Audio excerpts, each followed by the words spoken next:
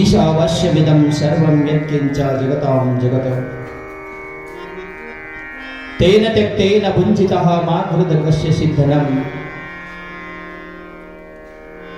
ಸಿದ್ಧಾಂತ ತತ್ವವನ್ನು ಅತ್ಯಂತ ಬೋಧಿಸಿದ ಸಿದ್ಧ ಶ್ರೀ ಗುರುವೇ, ನಿನಗಾರು ಸರಿಯಲ್ಲ ಭಕ್ತನಿಗೆ ಬುದ್ಧಿ ಕೊಡು ನೀನು. ಪರಮ ಪೂಜ್ಯ ಪ್ರಾತಸ್ಮರಣೀಯ ಸದ್ಗುರುಗಳ ದಿವ್ಯ ಚರಣಾರವಿಂದಗಳನ್ನು ಎನ್ನ ಹೃದಯ ಮಂದಿರದಲ್ಲಿ ಸದಾ ಸದಾ ಧ್ಯಾನಿಸುತ್ತಾ, ತತ್ಸ್ವರೂಪರೆಯಾದ ವೇದಾಂತ ಚಕ್ರವರ್ತಿ ಸಾಧುಕುಲ ತಿಲಕ ಶ್ರೀ ಸಿದ್ಧಾರೂಢಪ್ಪಂಗಳವರ ಮೌನಯೋಗಿ ಶ್ರೀ ಗುರುನಾಥಾರೂಢರ ಪವಿತ್ರ ಪದಾರವಿಂದಗಳಲ್ಲಿ ಅನಂತನಂತ ದೀರ್ಘದಂಡವತ್ ನಮಸ್ಕಾರವನ್ನು ಅರ್ಪಿಸಿ, ಅನಾದಿಕಾಲದಿಂದಲೂ ಅಧ್ಯಾತ್ಮ ವಿದ್ಯೆಯನ್ನ ಬೋಧನೆಗೈಯುತ್ತಾ ಬಂದಿರುವ ಸಮಸ್ತ ಗುರು ಪರಂಪರೆಗೂ ಮನೋವಾಕ್ಕಾಯಗಳಿಂದ ನಮಿಸಿ, ಬಸವಾದಿ ಪ್ರಭತರನ್ನೇ ಶರಣೆಂದು ಪರಮಾತ್ಮನ ಅದ್ಭುತವಾದ ಕಾರ್ಯಕಲಾಪದಲ್ಲಿ ಸಹಭಾಗಿನಿ ಸಹಕರಣಿಯಾದ ಪೂಜ್ಯ ಮಾತೆ ಜಗನ್ಮಂಗಲೆಯ ಪದಾರವಿಂದಗಳಲ್ಲಿ ಪುರಮಟ್ಟು ಕಾರ್ಯಕ್ಷೇತ್ರಕ್ಕೆ ಕಾರಣೀಭೂತರು ತ್ರಿಕಾಲ ಜ್ಞಾನಿಗಳು, ನುಡಿದಂತೆ ನಡೆದ ಮಹಾನುಭಾವ ಸಂತ ಹನುಮಂತ, ಅನುಭವಿ ಅಪರೋಕ್ಷ ಮಹಾನ್ ತತ್ವಜ್ಞಾನಿ, ಬ್ರಹ್ಮಭೂತರಾದ ಬ್ರಹ್ಮಶ್ರೀ ಬ್ರಹ್ಮಲೀನ ಸದ್ಗುರು ಸ್ವರೂಪಿ ಮಡಿವಾಳೇಶ್ವರರ ಚಿನ್ಮಯ ಚರಣಕಮಲಗಳಲ್ಲಿ ತಮಸ್ತಕನಾಗಿ ತತ್ಪೀಠದಲ್ಲಿ ಅಲಂಕೃತಗೊಂಡಿರತಕ್ಕಂಥ ಶತಸ್ಥಲ ಬ್ರಹ್ಮಿ ಡಾಕ್ಟರ್ ರುದ್ರಮಣಿ ಶಿವಾಚಾರ್ಯ ಅಪ್ಪಾಜಿಗಳವರ ಪದಾರವಿಂದಗಳಲ್ಲಿ ಅನಂತನಂತ ದೀರ್ಘದಂಡದ ನಮಸ್ಕಾರಗಳನ್ನು ಅರ್ಪಿಸಿ, ಇವತ್ತಿನ ಈ ಆಧ್ಯಾತ್ಮಿಕ ಪ್ರವಚನದ ಮಾಲಿಕೆಯಲ್ಲಿ ಈ ಕಾರ್ಯಕ್ರಮಕ್ಕೆ ಆಗಮಿಸಿ ವೇದಿಕೆ ಮೇಲೆ ಉಪಸ್ಥಿತರಿರ್ತಕ್ಕಂಥ ಶಹಾಪುರದ ಪರಮ ಪೂಜ್ಯರ ಪದಾರವಿಂದಗಳಲ್ಲಿ ಅನಂತನಂತ ನಮಸ್ಕಾರ ಸಲ್ಲಿಸಿ, ಮಾಗಣಗೇರಿ ಪೂಜ್ಯರ ಮಾಗಣಗೇರಿ ಶಟಸ್ಥಲ ಬ್ರಹ್ಮಿ ಪೂಜ್ಯ ಅಪ್ಪಾಜಿಗಳವರ ಚಿನ್ಮಯ ಚರಣ ಕಮಲಗಳಲ್ಲಿ ಅನಂತನಂತ ನಮಸ್ಕಾರ ಸಲ್ಲಿಸಿ, ಈ ವೇದಿಕೆಯ ಮೇಲೆ ಉಪಸ್ಥಿತರಿರ್ತಕ್ಕಂಥ ಈ ಕಡ್ಕೋಳ ಗ್ರಾಮದ ಸುತ್ತಮುತ್ತಲು ಇರತಕ್ಕಂಥ ಅನಂತ ಭಕ್ತಾದಿಗಳು ಈ ಕಾರ್ಯಕ್ರಮಕ್ಕೆ ಆಗಮಿಸಿದ್ದಾರೆ. ಗುರು ಹಿರಿಯರು, ಅನುಭಾವಿಗಳು, ಶರಣ ಸಂತ ಮಹಂತರನ್ನೇ ಎಲ್ಲರನ್ನು ಮೊದಲು ಮಾಡಿಕೊಂಡು ಸಂಗೀತ ಕಲಾವಿದರ ಹಿರಿಯರಿಗೂ ನಮಿಸಿ, ಅವರಿವರೆನ್ನದೇ ಎಲ್ಲ ಶಿವಭಕ್ತರ ಹೃದಯದಲ್ಲಿರ್ತಕ್ಕಂಥ ಆ ಪರಶಿವಮೂರ್ತಿ ಪರಮಾತ್ಮನಿಗೆ ಹೊಣೆ ಹೊಣೆದು, ನನ್ನ ಆತ್ಮೀಯ ಬಂಧುಗಳೇ, ತಮಗೆಲ್ಲರಿಗೂ ನನ್ನ ಅನಂತ ಶರಣು ಶರಣಾರ್ಥಿಗಳು. ಇವತ್ತಿನ 5ನೇ ದಿವಸದ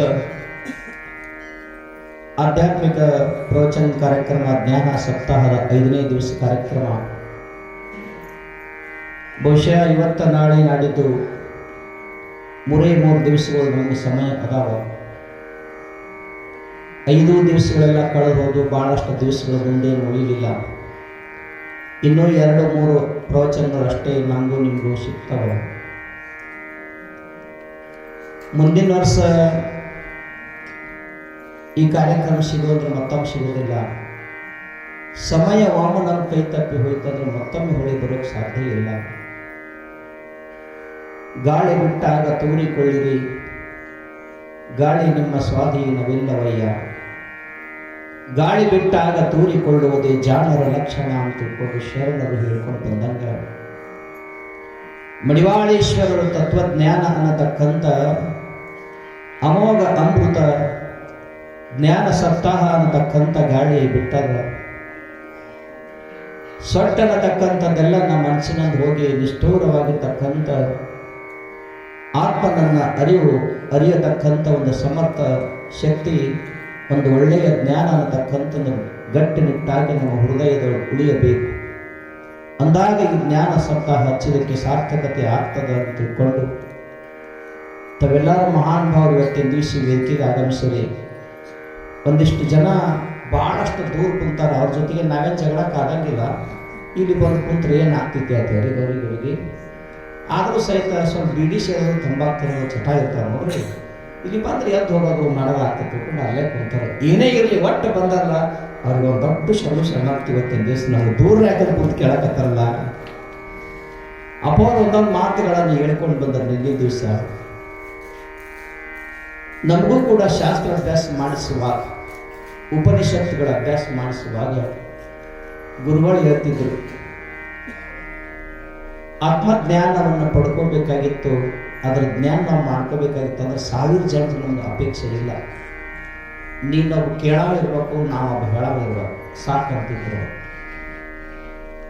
ಸತ್ಯವಾದ ಮಾತು ಇವತ್ತಿನ ಕೇಳಿ. ಮಡಿವಾಳೇಶ್ವರ ನಡೆದಾಡಿರ್ತಕ್ಕಂಥ ಈ ಪುಣ್ಯಮಯ ಪವಿತ್ರ ಭೂಮಿ ಮೇಲೆ ಗಿಡ ಗಂಪಿ ಕ್ರಿಮಿ ಪಶು ಪಕ್ಷಾದಿಗಳು, ನೆಲದ ಮೇಲಿರ್ತಕ್ಕಂಥ ಭೂಮಿಯಲ್ಲಿ ಕಣಗಳು ಕೂಡ ಮಹಾಂತ ಮಹಾಂತ ಮಹಾಂತ ಅಂತ ಕೂಡ ಅನ್ನುತ್ತಲೇ ಇರುತ್ತವೆ. ಯಾಕೆ ಈ ಪವಿತ್ರ ಪುಣ್ಯಮಯ ಭೂಮಿಯ ಒಂದು ಉದ್ದೇಶ ನೋಡಿ ಎಷ್ಟು ಸುಂದರವಾಗಿದೆ. ನಿಮ್ಮೂರೊಳಗ ಉತ್ತರ ವಾಹಿನಿ ಗಂಗೆ ಹರಿತಾಳ.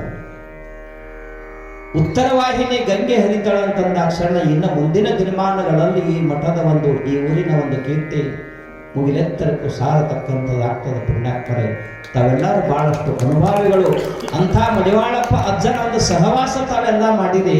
ಆ ಅಜ್ಜನ ಸಹವಾಸ ಮಾಡೋದ್ರ ಜೊತೆಗೆ ಒಂದಿಷ್ಟು ತತ್ವಜ್ಞಾನ ಅನ್ನತಕ್ಕಂಥದ್ದು ನಿಮ್ಮ ಜೀವನದೊಳಗೆ ನಿಮ್ಮ ಅಳವಡಿಕೆ ಮಾಡ್ಕೊಂಡು ಬಿಟ್ರಿ ಅಂದ್ರೆ ನಿಮ್ಮ ಜನ್ಮ ಸಾರ್ಥಕತೆ ಆಗ್ತದೆ ಅಂತ ತಿಳ್ಕೊಂಡು ಹೇಳಿಕೊಡುವ ಸಲುವಾಗಿ ನಮ್ಮ ಜಗದ್ಗುರು ಸಿದ್ಧಾರೂಢರು ಶಾಸ್ತ್ರ ಹೇಳುವಾಗ ಒಂದು 4-8 ಜನ ಕುಂತು ಕೇಳ್ತಿರಂತ. ಅವಾಗ ಯಪ್ಪ ನಾವು 4 ಜನ ಇದ್ದೀವಲ್ಲ, ಕೂಡ ಹುಚ್ಚ, ಇಲ್ಲಿ ಇರತಕ್ಕಂಥ ಕಂಬಗಳು ಸಹಿತ ಅಹಂ ಬ್ರಹ್ಮಾಸ್ಮಿ ಅಂತ ತಿಳ್ಕೊಡಂತಾವು, ನಾನೇ ಆತ್ಮ ಇದ್ದೀವಿ ಅಂತ ಅನ್ನಕತ್ತಾವ.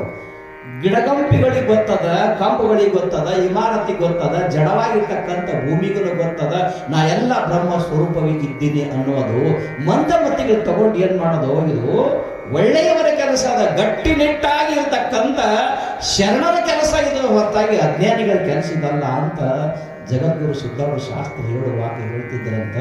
ಹಾಗೆ ಎಷ್ಟು ಜನ 100, 200, 300 ಜನ ನೀವೇನು ಬಂದಿರಿ, ನೀವೆಲ್ಲ ಗಟ್ಟಿ. ಮಾಲಿಂಗ ರಂಗರು ಒಂದು ಮಾತನ್ನು ಬರೀತಾರೆ, ನಿರಂತರವಾಗಿ ಭಗವಂತನ ಚಿಂತನೆ ಮಾಡುವವರ ಸುದ್ದಿ, ನಿರಂತರವಾಗಿ ಸದ್ಗುರುನಾಥನ ಧ್ಯಾನ ಸೇವೆಯನ್ನ ಮಾಡತಕ್ಕಂಥವರು, ನಿರಂತರವಾಗಿ ಪ್ರಪಂಚನೂ ಮಾಡ್ಯಾರ, ಪರಮಾರ್ಥ ಸಾಧನೆಯನ್ನ ಮಾಡತಕ್ಕಂಥವರ ಒಂದು ಚಿಂತನೆ ಒಂದು ಓಳಿಯೊಳಗೆ ಬರೀತಾರವರು. ಎಷ್ಟು ಸುಂದರವಾಗಿ ಅಂತ ಕೇಳಿದ್ರ, ಬ್ರಹ್ಮ ಚಿಂತನೆಯೋಳು 1 ನಿಮಿಷ. ಎದ್ರೊಳಗ್ರಿ? ಸಂಸಾರ ಚಿಂತನೆಯೊಳಗಲ್ಲ, ಆತ್ಮ ಚಿಂತನೆಯೊಳು, ಲಿಂಗದ ಚಿಂತನೆಯೊಳು, ಶಿವನ ಚಿಂತನೆಯೊಳು, ಅದುವೇ ಪಾರಮಾರ್ಥಿಕ ಶಬ್ದದೊಳಗೆ ಬ್ರಹ್ಮ ಚಿಂತನೆಯೊಳು ಅಂತ ಬರೆದರು.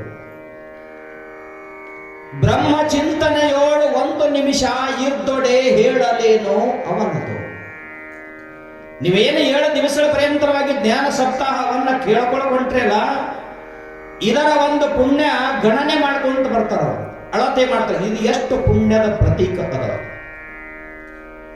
ಆತ್ಮ ಚಿಂತನೆಯನ್ನ ಮಾಡತಕ್ಕಂಥವ್ರು, ಶಿವಾಯ ನಮಃ ಹರಾಯ ನಮಃ ಭಜನೆಯನ್ನ ಮಾಡತಕ್ಕಂಥವರ ಒಂದು ಪುಣ್ಯ ಎಷ್ಟು ಸಂಪಾದನೆ ಆಗ್ತದ ಅಂತ ಮಗನಾಗಿರ್ತಕ್ಕಂಥವ ಭಗವಾನ್ ವೇದವ್ಯಾಸರನ್ನು ಶುಕ ಮಹರ್ಷಿ ಕೇಳಿದರು. ಅವಾಗ ಅದೇ ಮಾತನ್ನು ಮಹಾಲಿಂಗ ರಂಗರು ಅನುಭವಾಮೃತ ಕಾರದೊಳಗೆ ಬರೀತಾರ. ಬ್ರಹ್ಮ ಚಿಂತನೆಯೋಳು 1 ನಿಮಿಷ ಇರ್ದೊಡೆ ಹೇಳಲೇನು ಅವನದು, ತಂದೆ ತಾಯಿಗಳು ಧನ್ಯರು, ಆತನ ಬಂಧು ಬಳಗ ಕುಲವೆಲ್ಲ ಪಾವನ, ಬಂಧು ನಿಂದಡೆ ಎಲ್ಲ ಪುಣ್ಯಕ್ಷೇತ್ರವೆನಿಸುವುದು ನೋಡ ಮಗನೇ ಅಂತ ಮಹಾಲಿಂಗ ರಂಗರು ಅನುಭವಾಮೃತಕಾರರು ಬರೀತಾರೆ. ಸುಮ್ಮ 1 ಸಲ ಆತ್ಮ ಚಿಂತನೆಯನ್ನ ನಾ ಯಾರಿಗಿದ್ದೇನೆ ಅನ್ನತಕ್ಕಂಥ ಒಂದು ಸುಮ್ಮನ ನೀವು ಚಿಂತನೆ ಮಾಡಕ ಹೊಂಟ್ರಿ ಅಂದ್ರ ಎಷ್ಟು ಪುಣ್ಯ ಅಂದ್ರ ನಿಮ್ಮ ಹೆತ್ತ ತಂದೆ ತಾಯಿಗಳು ಧನ್ಯರು. ಒಬ್ಬ ಶಿವಯೋಗಿ ಒಂದು ಮನೆತನದೊಳಗೆ ಹುಟ್ಟಿದ ಅಂದರೆ ಮನೆಯೊಳಗಿರ್ತಕ್ಕಂಥವರೆಲ್ಲರೂ ನಿರಂತರವಾಗಿ ಪರಮಾರ್ಥ ಸಾಧನೆಯನ್ನ ಮಾಡತಕ್ಕಂಥವ್ರು ಇದ್ರು ಅಂದ್ರ ಅವರನ್ನ ಹೆತ್ತಿರ್ತಕ್ಕಂಥ ತಂದೆ ತಾಯಿಗಳು ಧನ್ಯರು. ಅಷ್ಟೇ ಅಲ್ಲ, ಆತನ ಬಂಧು ಬಳಗ ಕುಲವೆಲ್ಲ ಪಾವನ. ಎಲ್ಲಿ ಬಂದು ಆತ ತನ್ನ ಪಾದಗಳಿಡ್ತಾನ, ಆ ಪವಿತ್ರವಾಗಿರ್ತಕ್ಕಂಥ ಪಾದಗಳು ಯಾವ ಭೂಮಿ ಮೇಲೆ ಇಟ್ಟಿರ್ತಾನ ಆ ಭೂಮಿ ಸಹಿತ ಕುಲವೆಲ್ಲ ಪಾವನ. ಎಲ್ಲಿ ಬಂದು ನಿಂತಿರ್ತಾನ ಪುಣ್ಯ ಕ್ಷೇತ್ರವೆನಿಸುವುದು ನೋಡ ಅಂತ ತಿಳ್ಕೊಂಡಂದಾಗ ಅಪ್ಪ ಮಡಿವಾಳಪ್ಪ ಜನ್ಮ ತಾಳಿದ ಭಗವಂತನ ಆಜ್ಞೆಯನ್ನು ಪಡೆದುಕೊಂಡು ಶಂಕರ ಅಂದರೆ ಸಾಕು ಜ್ಞಾನ ಭಾಸ್ಕರ, ಶಂಕರ ಅಂದರೆ ಬೆಳಕನ್ನು ನೀಡತಕ್ಕಂಥ ಒಂದು ವ್ಯವಸ್ಥೆಯೊಳಗ ಸೂರ್ಯನಿಗೆ ಶಂಕರ ಹೆಂಗ ಅನ್ಕೊಂಡು ಬಂದರ, ಆ ಸೂರ್ಯ ಜಗದೊಳಗಿರ್ತಕ್ಕಂಥ ಕತ್ತಲೆಯನ್ನ ಯಾವ ರೀತಿಯಾಗಿ ಜಗತ್ತಿನೊಳಗಿದ್ದ ಕತ್ತಲೆಯನ್ನ ಕಡಿತಾನ, ಅದರಂತೆ ಮಡಿವಾಳ ಅನ್ನತಕ್ಕಂಥ ಜ್ಞಾನ ಭಾಸ್ಕರ ಜನರ ಮಧ್ಯದೊಳಗ ಅಡಗಿರ್ತಕ್ಕಂಥ ನಾನು ನೀನು ದೊಡ್ಡವ ಸಣ್ಣವ ಆ ಜಾತಿ ಈ ಜಾತಿ ಸಂಸಾರ ವ್ಯಾಮೋಹ ಬಲೆ ಮಾಯಾ ಮೋಹ ಅಜ್ಞಾನ ಭ್ರಾಂತಿ ಅನ್ನತಕ್ಕಂಥ ಜನನ ಹಿಡಿದುಕೊಡ ಪರ್ಯಂತರವಾಗಿ ಮರಣದ ಪರ್ಯಂತರವಾಗಿ ಎಷ್ಟು ಅದವ ಎಲ್ಲ ದುಃಖಗಳನ್ನು ಕಳೆದು ನಿರಂತರವಾಗಿ ಆತ್ಮ ಜ್ಯೋತಿಯಾಗಿರ್ತಕ್ಕಂಥ ಜ್ಞಾನದ ಬೋಧನೆಯನ್ನು ಮಾಡತಕ್ಕಂಥ ಸಮರ್ಥ ಸದ್ಗುರು ಮಡಿವಾಳೇಶ್ವರರು ಇಲ್ಲಿ ಬಂದು ಪಾದ ಇಟ್ಟರು. ಇದು ಪುಣ್ಯಮಯ ಭೂಮಿ ಆಯಿತು. ತಾವೆಲ್ಲರೂ ಈ ಪುಣ್ಯಮಯ ಭೂಮಿ ಒಳಗೆ ಬಂದು ಸುಮ್ಮನೆ ಇಲ್ಲಿ ಬಂದು ಕುಂತು ಇಲ್ಲಿರ್ತಕ್ಕಂಥ ಮಣ್ಣನ್ನು ಸಹಿತ ನಿಮ್ಮ ಭಸ್ಮಕ ಹಣಿ ಭಸ್ಮ ಅಂತ ತಿಳಿದುಕೊಂಡು ಹಣಿ ಮ್ಯಾಲೆ ಇಲ್ಲಿದ್ದ ಮಣ್ಣು ಹಚ್ಚಿಕೊಂಡು ಸಹಿತ ನೀವು ಮಾಡಿರ್ತಕ್ಕಂಥ ಪಾಪ ಕರ್ಮ ಸಹಿತ ನಾಶ ಆಗ್ತದೆ, ಪುಣ್ಯಾತ್ಮರೇ. ಇದು ಶಾಶ್ವತವಾಗಿರ್ತಕ್ಕಂಥ ಮಾತು. ಅದೆಲ್ಲ ಬಿಟ್ಟು ನಾವೇನ್ ಮಾಡಕತ್ತೀವಿ ಅಂತ ಕೇಳಿದ್ರೆ ಅದರ ಪರಿಕಷ್ಟ ಎಷ್ಟು ಅದ ಕೇಳಿ 4 ಜನ ಉದ್ಧಾರ ಆಗಲಿ, ನಾವಂತ ಉದ್ಧಾರ ಮಾಡಾಕನ ಬಂದಿವಿ, ಜನಾರ ಉದ್ಧಾರ ಆಗಲಿ ಅಂತ ತಿಳ್ಕೊಂಡು ಸತ್ಯ ಸಂಕಲ್ಪಕ ದಾತ ಭಗವಾನ ಹೈ ಅಂತ ಸಂತರು ಹೇಳ್ಕೊಂಡು ಬಂದಾಗ ಸಂಕಲ್ಪ ನಮಗೆ ಹೇಗೆ ಇರಬೇಕು, ಸತ್ಯ ಸಂಕಲ್ಪ ಇರಬೇಕು. ನಾ ಮೊದಲೇ ಒಂದು ಶ್ಲೋಕ ಹೇಳ್ಕೊಂಡು ಬಂದೆ, ಸುಮ್ಮನೆ ಕಾಲವನ್ನು ಕಳೆದು ಸಾವುದು ಚಿತವೇ, ನೆಮ್ಮಿ ನಿಜ ಮುಕ್ತಿಯನ್ನು ಪಡೆಯದೆ ಮನುಜ. 5 ದಿವಸಗಳು ಹೋಗಿಬಿಟ್ಟು ಮಜಾ ಹೇಳ್ತೀನಿ ಕೇಳಿ. ಮನುಷ್ಯನಿಗೆ ಅವಸ್ಥೆಗಳು ಎಷ್ಟು? 3. ನಿಮ್ಮ ಲೆಕ್ಕನಾಗ ಬಾಲ್ಯ ಯೌವನ ಮುಪ್ಪ ಇವಕನ 3 ಅವಸ್ಥೆ ಅಂತ ಶಾಸ್ತ್ರದೊಳಗೆ ಹೇಳ್ಕೊಂಡು ಬಂದ. ಬಾಲ್ಯ ಯೌವನ ಮುಪ್ಪ ಇದು ದೇಹಕ್ಕೆ. ಅದರಂತೆ ಈ ಸದ್ಯನೇ ಎಚ್ಚರದಾಗಿದ್ದರೆ ನಿದ್ದಿಗಣಾಗಿದ್ದರೆ ಮತ್ತೆ ಎಚ್ಚರದಾಗಿದ್ದೆ ಒಪ್ಕೊಂಡ್ರ ಈ ಮಾತು. ಇದಕ್ಕ ಜಾಗ್ರ ಅಂದ. ಇವತ್ತು ಎಷ್ಟನೇ ದಿವಸದ ಪ್ರವಚನ? 5ನೇ ದಿವಸ. ವ್ಯವಸ್ಥೆ ಹೇಳ್ತೀನಿ ಕೇಳ್ರಿ. ಇದು ಜಾಗ್ರ. ಪಂಚ ಜ್ಞಾನೇಂದ್ರಿಯಗಳ ಮುಖಾಂತರವಾಗಿ ಸಮಸ್ತ ವ್ಯವಹಾರವನ್ನ ಮಾಡತಕ್ಕಂಥ ನೇತ್ರ ಸ್ಥಾನದೊಳಗ ಆ ಜೀವಾತ್ಮ ಕುಳಿತುಕೊಂಡು ಎಲ್ಲ ವ್ಯವಹಾರವನ್ನು ಮಾಡತಕ್ಕಂಥ ಸ್ಥಾನವೇ ವಿಶ್ವನಾಗಿ ಜಗತ್ಕರ್ತನಾಗಿರ್ತಕ್ಕಂಥದ್ದು ಒಂದು ಅವಸ್ಥೆಗೆ ಜಾಗ್ರ ಅಂತ. ಊಟ ಮಾಡಿ ಮಲ್ಕೊಂಡ್ರಿ ಕನಸು ಬಿತ್ತು, ಅದಕ್ಕೇನಂದ್ರೆ ಸ್ವಪ್ನಾವಸ್ಥೆ. 2ನೇದಿದು ಮೊದಲು ಜಾಗ್ರದ ಅವಸ್ಥೆ ಪ್ರಥಮ ದಿವಸ. 2ನೇ ದಿವಸ ಸ್ವಪ್ನಾವಸ್ಥೆ, ವಿಷಮ ಸಂಸಾರವಿದನ್ನು ಕನಸೆಂದರೆ. 3ನೇ ಅವಸ್ಥೆ ಸುಷುಪ್ತಿ ಅವಸ್ಥೆ, ಗಾಢವಾದ ನಿದ್ರೆ. ಪರಸುಖವನ್ನು ನಿದ್ರೆ ಬೆರೆಸಿ ಮಾಯಾವೃತ್ತಿಕರಣದೆ ಪ್ರಾಜ್ಞೆ ಬೆಸರು ದಳೆದರಿವೆ ಅಂತ ತಿಳ್ಕೊಂಡು ಶ್ರೀ ನಿಜಗುಣರು ಅದಕ್ಕೆ ಲಕ್ಷಣೆಯನ್ನು ಬರ್ಕೊಂಡ್ ಬಂದಾರ. 3ನೇ ಅವಸ್ಥೆ ಗಾಢವಾದ ನಿದ್ರೆ ಸುಷುಪ್ತಿ ಅವಸ್ಥೆ 3ನೇ ದಿವಸದ. ನಿನ್ನೆ ಈ 3 ಅವಸ್ಥೆಗಳು ಪ್ರತಿಯೊಬ್ಬರಿಗೂ ಸರಳ ರೀತಿಯಾಗಿ ಬರ್ತಾವ. ಪ್ರಯತ್ನ ಮಾಡೋದು ಗರ್ಜಿಲ್ರಿ. ಈ 3 ಅವಸ್ಥೆಗಳು ಜಾಗ್ರ ಸ್ವಪ್ನ ಸುಸುಪ್ತಿ, ಈ 3 ಅವಸ್ಥೆಗಳು ಪ್ರತಿಯೊಬ್ಬ ಮನುಷ್ಯರಿಗೆ ಪ್ರಯತ್ನ ಮಾಡ್ಲಾರ್ದೆ ಇರ್ಲಿ 3 ಅವಸ್ಥೆಗಳು ಬರ್ತಾವ. 4ನೇದೊಂದು ಐತ್ರಿ ತೂರ್ಯ ಅವಸ್ಥೆ. ಏನ್ರಿ ತೂರ್ಯ ಅವಸ್ಥೆ ಅಂದ್ರೆ ನಿನ್ನಿನ ದಿವಸ ಹೇಳ್ಕೊಂಡು ಬಂದೀವಿ. ಆ ಮಾತನ್ನ ಅರ್ಥ ಯಾರು ಮಾಡ್ಕೊಂಡಿರ್ತಾರ ಅವ್ರಿಗೆ ಗೊತ್ತಾಗ್ತದ. ಏನ್ರಿ ಇಷ್ಟು ಜನ ಏನೋ ಭಕ್ತಾದಿಗಳು ಬಂದಿವಿ, ಆ ತೂರ್ಯ ಅವಸ್ಥೆ ನಮ್ಮಲ್ಲಿ ಬಂದದು ಅಥವಾ ಇಲ್ಲೋ ಅಂತ ನಾವು ತಿಳ್ಕೋಬೇಕು. ನಾ ಹೇಳೋ ಮಾತನ್ನ ನಿಮ್ಗೆ ಗೊತ್ತಾಗ್ತದೆ. ಹೆಂಗ್ರಿ ಅಂದ್ರ ಬೆಳಗಿನ ಜಾವ ಹಿಡಿದುಕೊಂಡು ಕೆಲಸ ಮಾಡ್ಕೋಂತ ಇರುತ್ತಲಿರುವಾಗ ಹೊರಗಿನ ಎಲ್ಲ ವ್ಯವಹಾರಗಳನ್ನ ಮಾಡುತ್ತಲಿದ್ದರೂ ಕೂಡ ವ್ಯಾಪಾರ ಮಾಡಕತ್ತನ, ಉದ್ಯೋಗ ಮಾಡಕತ್ತನ, ಸಂಪತ್ತು ಗಳಿಸಕತ್ತನ, ರತಿ ಸುಖಾದಿಗಳನ್ನ ಭೋಗ ಮಾಡಕತ್ತನ. ಅಷ್ಟೇ ಎಲ್ಲ ಕೋಟಿ ರೊಕ್ಕ ಕಳಿತನ, ಕೋಟಿ ರೊಕ್ಕ ಹಾಕ್ತನ. ಹಾನಿ ಹೊಳಿವು ಇವೆರಡನ್ನ ಬಿಟ್ಟು ಎಲ್ಲ ವ್ಯವಹಾರಗಳು ಹೊರಗೆ ಮಾಡ್ಕೊಂತನ ಮನಸ್ಸಿನಲ್ಲಿ ಮಾತ್ರ ಶಿವ ಭಜನೆ ನಿರಂತರವಾಗಿ ಆತನ ಹೃದಯದೊಳಗೆ ನಡೆದಿತ್ತು. ಅಂದ್ರ ತೂರ್ಯ ಅವಸ್ಥೆ ಅಂತ ಕರ್ಕೊಂಡ್ಬರ್ತಾರೆ. ಹೆಂಗ್ರಿ? ಈಗ ನೀವೆಲ್ಲ ಕೇಳಕತ್ತೀರಿ, ನಾವು ಹೇಳಕತ್ತೀವಿ.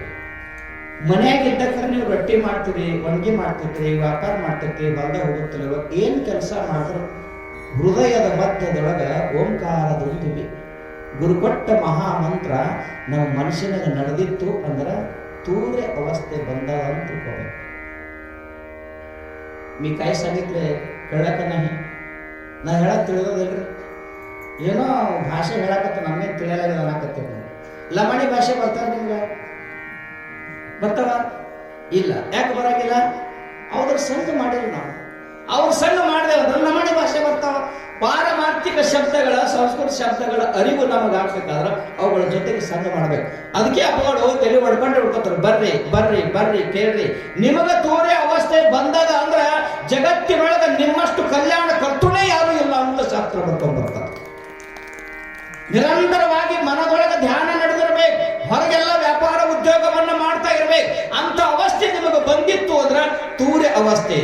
ಇನ್ನು 5ನೇದಾಗಿರ್ತಕ್ಕಂಥ 5ನೇ ದಿವಸದ ಪ್ರವಚನ ಇವತ್ತ ತೂರ್ಯಾತೀತ ಅವಸ್ಥೆ. ಜಾಗ್ರದಲ್ಲಿ, ಸ್ವಪ್ನದಲ್ಲಿ, ಸುಸುಪ್ತಿಯಲ್ಲಿ ಏನು ಬೇಕಾದ ಎಲ್ಲ ವ್ಯವಹಾರ ಮಾಡುತ್ತಲಿದ್ದರೂ ಮನದಲ್ಲಿ ತನ್ನ ವೃತ್ತಿ, ಅದೇ ಒಂದು ಮನಸ್ಸು ಓಂಕಾರ ದುಂದುವಿ ನಿರಂತರವಾಗಿ ನುಡಿಯತಕ್ಕಂಥದ್ದನ್ನ ತಾನು ಕೇಳ್ತಾ ಇದ್ದ ಅಂದ್ರೆ ಅದಕ್ಕೆ ತೂರ್ಯಾತೀತ ಅವಸ್ಥೆ ಅಂತ ಶಾಸ್ತ್ರದೊಳಗೆ ಕರ್ಕೊಂಡು ಬರ್ತಾರೆ. ಇವತ್ತಿನ ದಿವಸ ಅದೇ ವಿಷಯದ ಬಗ್ಗೆ 5ನೇ ದಿವಸದ ಒಂದು ಪ್ರವಚನ ಮಾಲಿಕೆ ಐತಿ. ಪುಣ್ಯಾತ್ಮರೇ, ಇದನ್ನ ನೀವು ಕೆಡಿಸ್ಕೊಳಕ್ ಹೋಗ್ಬೇಡ್ರಪ್ಪ ಅಂತ ಸ್ಪಷ್ಟವಾಗಿ ಹೇಳ್ಕೊಂಡು ಬರ್ತಾರೆ ಪುಣ್ಯಾತ್ಮ. ಎಷ್ಟು ಸುಂದರವಾಗಿ ಹೇಳ್ತಾರೆ ನೋಡ್ರಿ. ಸುಮ್ಮನೆ ಕಾಲವನ್ನು ಕಳೆದು ಸಾವುದು ಉಚಿತವೇ, ನೆಮ್ಮಿ ನಿಜ ಮುಕ್ತಿಯನ್ನು ಪಡೆಯದೆ ಮನುಷ್ಯ. ಅರೇ ಪುಣ್ಯಾತ್ಮ, ಎಷ್ಟು ಜನ್ಮಗಳನ್ನ ನೀ ಎತ್ತಿ ಬಂದಿದಿ ಈ ಭೂಮಂಡಲಕ್ಕ ಅಂತ ಕೇಳಿದ್ರ ನಿಜಗುಂದ್ರ ಲೆಕ್ಕ ಹೇಳ್ಕೊಂಡು ಬಂದಾರ. ಇಡೀ ಭೂಮಂಡಲವನ್ನು ಒಂದು ಒಳ್ಳಿನಾಗ ಹಾಕಿ ಕುಟ್ಟಿ ಈ ಮಣ್ಣನ್ನ ಆಕಾಶಕ್ಕೆ ಹಾರಿ ಹೋಗದ್ರ ಎಷ್ಟು ಧೂಳಿ ಕಣಗಳು ಕಾಣಿಸ್ತವ, ಅಷ್ಟು ಜನ್ಮಗಳನ್ನ ಎತ್ತಿ ಬಂದಿದೆ, ಹುಟ್ಟಿದೆ, ಸತ್ತಿದೆ, ಸತ್ತಿದೆ, ಹುಟ್ಟಿದೆ. ಇನ್ನರೆ ಬುದ್ಧಿ ಬೇಕೇನು ಬೇಡ ನಿನಗ? ಎಷ್ಟು ದುಃಖಗಳು ಈ ಪ್ರಪಂಚದೊಳಗ ಮೂಡ್ಯವ ಅವಾದ ಅಂತಿದ್ರ ಜನನ ಹಿಡಿದುಕೊಂಡು ಮರಣದ ಪರ್ಯಂತರವಾಗಿ ಲೆಕ್ಕ ಮಾಡಿದ್ರು ಶ್ರೀಮನ್ ನಿಜಗುಂಡು. ಜನನ, ಮರಣ, ರುಜೆ, ಭಯ, ಶೋಕ, ಜರೆ, ಬಡತನ, ಹಾನಿ, ಹಳಿವು, ವಿರಹ, ವಿಷಯರತಿ, ವಿರಹ, ಸಂತಾಪ, ಚಿಂತನೆ, ಬುದ್ಧಿ ಗಲಿಯದೆ ಮನುಜ ಸುಮ್ಮನೆ ಕಾಲವನ್ನು ಕಳೆದು ಸಾವು ಉಚಿತವೇ. ಇಲ್ಲಿ ಕಾಕ ಕುಂತಾನ, ಸುಮ್ಮ ಅವ್ರಿಗೆ ಕೇಳ ಬಂದ್ರೆ ನಿಮಗೂ ಎಲ್ಲ ಕೇಳ್ತೇನೆ ನಾನು. ನೀವೆಲ್ಲ ಎಂತ ಸಾಯ್ತೀರಿ ಅಂತ.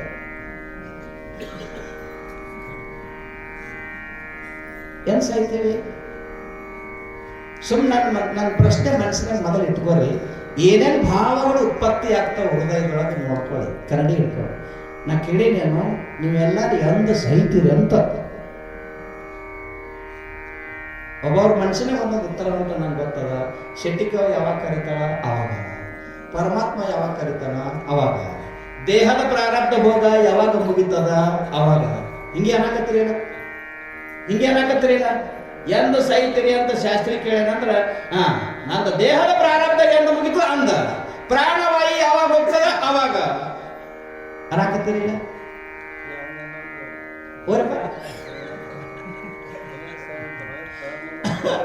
ಒಬ್ಬೊಬ್ರು ಹೀಗ ಅನ್ನಕತ್ತಾರ, ನಾವು ಸೈಯದ ಹುಟ್ಟ ತೊಗೊಂಡು ಇವನಿಗೇನು ಮಾಡಬಹುದ ತಂತ ಪುರಾಣ ಹೇಳಿ ಹೋಗ್ಬೇಕಿಲ್ಲ ಅಂತ ನೀವು ಒಬ್ಬರು ಅನ್ನಕತ್ತಾರ. ಕೆಲವೊಂದಿಷ್ಟು ಜನರಿಗೆ ಸಿಟ್ಟುನು ಬಂದದ, ಕೆಲವೊಂದಿಷ್ಟು ಜನರಿಗೆ ತಿಳಿದುಕೊಳ್ಳುವ ಕುತೂಕ್ಷೆ, ಜಿಜ್ಞಾಸು, ಮುಮುಕ್ಷತ್ವನು ಕೆಲವೊಂದಿಷ್ಟು ಬುದ್ಧಿಜೀವಿಗಳಲ್ಲಿ ಬಂದಾರ. ಎಂದು ಸಾಯ್ತೀರಿ ಅಂತ ಕೇಳಿದಾಕ್ಷಣ ಉತ್ತರ ಹೇಳ್ತೀನಿ ಕೇಳ್ರಿ. ಜನ್ಮ ಅಂದ್ರೆ ಏನ್ರಿ? ಹುಟ್ಟು. ನಿಮ್ಮ ಲೆಕ್ಕನಾಗಿಲ್ಲ ಅದು. ಜನ್ಮ ಅಂದ್ರೆ ಏನು? ಹುಟ್ಟು. ನೋಡ್ರಿ ನಾ ಹೆಂಗ್ ಶಬ್ದ ಬಳಕೆ ಮಾಡ್ತೀನಿ. ಜ ಅಂದರೆ ಜನನ, ಮ ಅಂದ್ರ ಮರಣ. ಜ ಅಂದರೆ ಜನನ, ಮ ಅಂದರೆ ಮರಣ. ಇವೆರಡೂ ಕೂಡಿಸಿ ಜನ್ಮ ಅಂತು, ಹೌದಲ್ಲ? ವಿಚಾರ ಮಾಡ್ರಿ, ಶಾಸ್ತ್ರ ಬರೀತದ. ಉತ್ತಿಷ್ಟದ ಜಾಗ್ರತ ಜಾಗ್ರತ ಜಾಗ್ರತ ಪ್ರಾಪ್ಯವರ ನಿಬೋಧಿತ. ಭಗವಂತ 100 ಆಯುಷ್ಯ ಕೊಟ್ಟನ, 100 ಆಯುಷ್ಯ ಆಗೋ ಪರ್ಯಂತರವಾಗಿ ನಯನ್ ಸಾಯಂಗಿಲ್ಲ ಅಂತ ಅನ್ಕೊಳಕತ್ತೀವಿ. ಏನಾತ್ಮೀಯ ಬಂಧುಗಳೇ, ತಾಯಿ ಗರ್ಭದೊಳಗೆ ಶಿಶು ಯಾವಾಗ ಜನ್ಮ ಆಯಿತು, ಶಿಶು ಯಾವಾಗ ತಾಯಿ ಗರ್ಭದೊಳಗೆ ಮೂಡಿತು, ಅವಾಗಲೇ ಜನನಗೆದ. ಜನನ ಯಾವಾಗ ಆಗದ ಅದರ ಜೊತೆಗೇನೆ ಮರಣ ಬೆನ್ನತ್ತದಲ್ಲ ಅತ್ತಿಲ್ಲ. ತಾಯಿ ಗರ್ಭದೊಳಗೆ ಯಾವಾಗ ಶಿಶು ಮೂಡ್ಯದ, ಜನನ ಯಾವಾಗ ಆಗದ ಅದರ ಜೊತೆಗೇನೆ ಮರಣ ಬೆನ್ನತ್ತದ. ಆಗುತ್ತಿವೆ ವಾರ ಸಂವತ್ಸರಗಳು, ಆಗುತ್ತಿವೆ ಉದಯ ವಾಸ್ತಗಳು, ಹೋಗುತ್ತಿವೆ ವಾರ ಸಂವತ್ಸರಗಳು. ಉದಯ ಆಗಕತ್ತನ ಸೂರ್ಯ, ಅಸ್ತಗತ್ತನ, ವಾರ ಹೋಗಕತ್ತವ, ತಿಂಗಳು ಹೋಗಕತ್ತವ, ಮಾಸಗಳು ಹೋಗಕತ್ತವ, ವರ್ಷಗಳು ಗತಿಸಿ ಹೋಗಿಬಿಟ್ಟವ. ತಾಯಿ ಗರ್ಭದಿಂದ ಯಾವಾಗ ಈ ದೇಹ ಉದಯ ಆಗಿ ಇಲ್ಲಿ ತಕ್ಕ ಬಂದದ, ಅಲ್ಲಿಯ ಪರ್ಯಂತ ಹೇ ದೇಹನ ಅರ್ಥ 46 ವಯ ಹೇ. ಇದಕ್ಕೆ ಈ ಸದ್ 45-46 ವಯಸ್ಸದವು. ಸುಮ್ಮನೆ ನಿಮಗಾದ್ರೆ ನೀವು ಸಿಟ್ಟಿಗೆ ಬರ್ತೀರಿ, ನನ್ನ ಮೇಲೆ ಹಾಕೊಂಡು ಹೇಳ್ತೀನಿ. ಯಾಕಂದ್ರೆ ನನಗೇನ 3 ದಿನ ಇಲ್ಲಿ ಇರೋಣ, ಎಲ್ಲಿ ಕಿರ್ಕಿರ್ಲಿ ಅದು ಹೇಳೋದೇ ಬೇಡ. 45-46 ವಯಸ್ಸಿಗೆ ಸದ್ಯ ಆಗ್ಯಾವ. ತಾಯಿ ಗರ್ಭದಿಂದ ಇಲ್ಲಿ ಪರ್ಯಂತರವಾಗಿ ನಾವು ಬಂದೀವಿ. ಉದಯ ಆಗ್ಯಾವ, ಅಸ್ತ ಆಗ್ಯಾವ, ತಿಂಗಳು ಆಗ್ಯಾವ, ವಾರ ಆಗ್ಯಾವ, ಸಂವತ್ಸರ ಆಗ್ಯಾವ. 45 ಸಂವತ್ಸರ ಹೋಗ್ಯಾವ ಅಂತಂದಾಕ್ಷಣ ಯಾರಿಗೆ 40 ಆಗ್ಯಾವ, 20 ಆಗ್ಯಾವ, 70 ಆಗ್ಯಾವ, 80 ಆಗ್ಯಾವ. ಇಷ್ಟೆಲ್ಲ ಹೋಗಿದ್ದ ದಿವಸಗಳು ಏನು ಸತ್ತ ದಿವಸಗಳು ಏನು ಯುದ್ಧ ದಿವಸ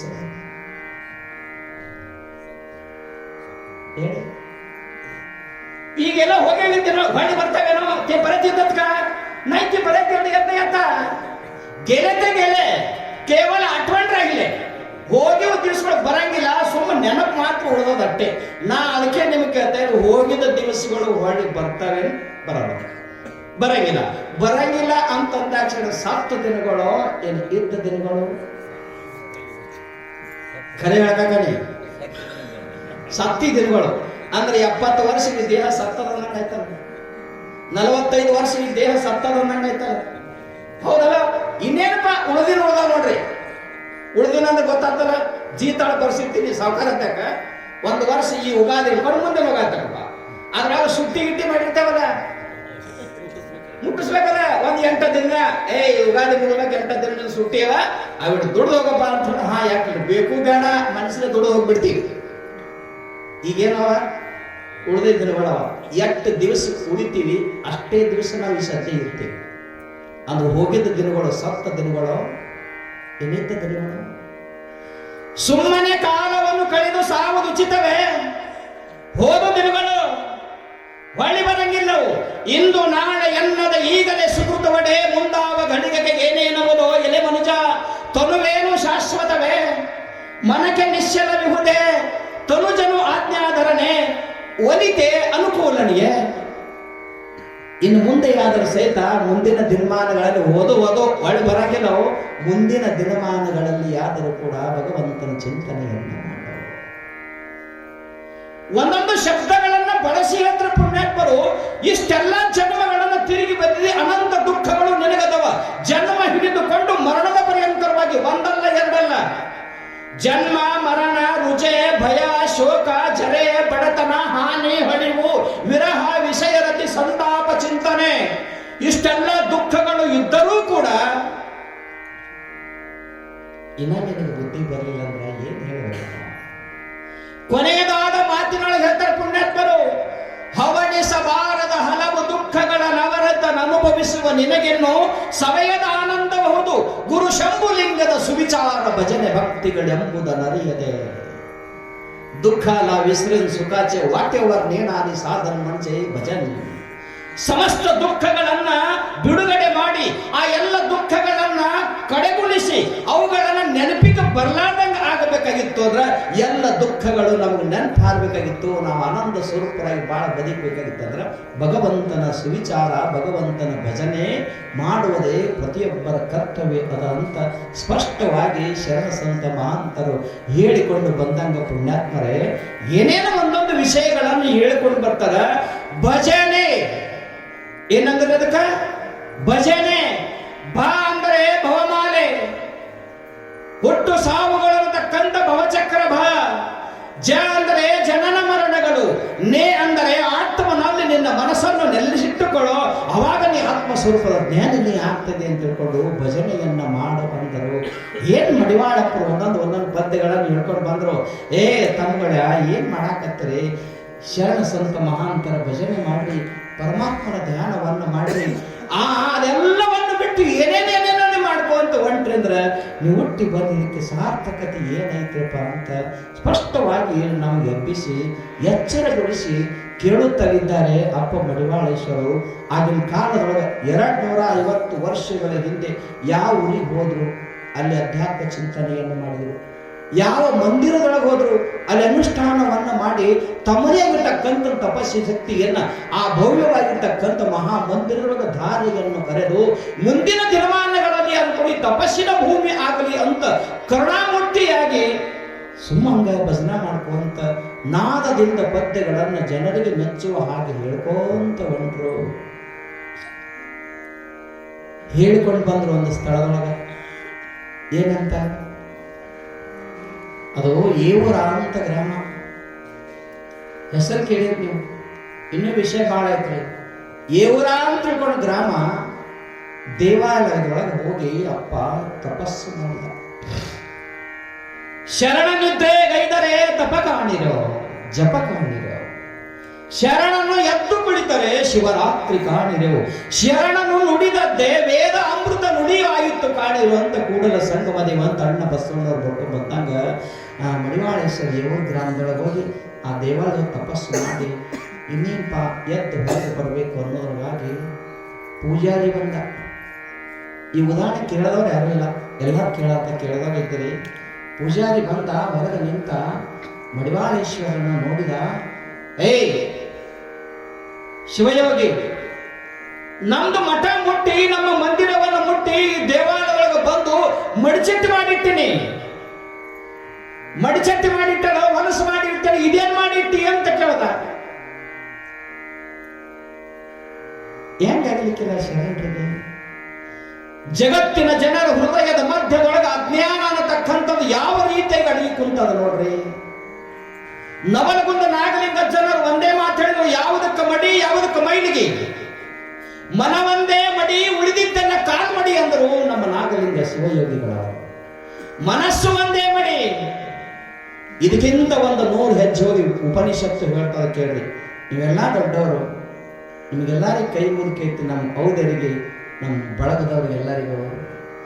ಒಬ್ಬ ಬ್ರಾಹ್ಮಣ ನದಿ ನೀರಿಗೆ ಇಳಿದು ಯಾರಾದ್ರೂ ಸ್ನಾನ ಮಾಡುವುದನ್ನು ನೋಡಿದ ಅಂದ್ರೆ ಅದು ಮಡಿ, ಮೈಲಿಗೆ ಐತದು. ಒಬ್ಬ ಬ್ರಾಹ್ಮಣ ಪುರುಷ ಬ್ರಾಹ್ಮಿ ಮುಹೂರ್ತ ಸಮಯದೊಳಗ 4 ಗಂಟೆ 50 ನಿಮಿಷದೊಳಗ ಸ್ನಾನ ಮಾಡುವುದನ್ನು, ಜನಿವಾರ ಧರಿಸಿಕೊಳ್ಳುವುದನ್ನು ಊರೊಳಗೆ ಜನ ಯಾರಾದರೂ ನೋಡಿದ್ರೆ ಅದು ಮೈಲಿಗೆ. ಒಬ್ಬ ಮದುವೆಯನ್ನ ಮಾಡಿಕೊಂಡಿರ್ತಕ್ಕಂಥ ಹೆಣ್ಣು ಮಗಳು ಹಣೆಯ ಮೇಲೆ ಕುಂಕುಮವನ್ನು ಹಚ್ಚಿಕೊಳ್ಳುವುದನ್ನ ಹೊರಗಿನವರು ಯಾರಾದರೂ ನೋಡಿದ್ರೆ ಅದು ಮೈಲಿಗೆದ ಅಂತ ಶರಣರು ಹಿಡ್ಕೊಂಡು ಬಂದರು.